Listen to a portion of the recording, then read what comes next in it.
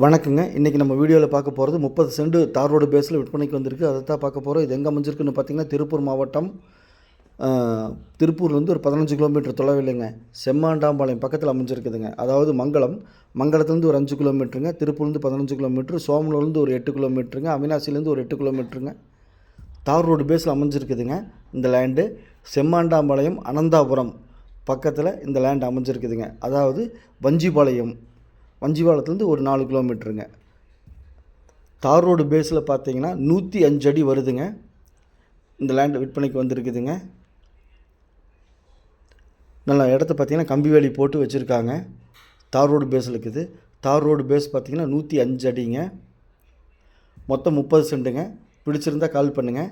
ஒரு சென்ட்டின் விலை 3 லட்ச ரூபாங்க.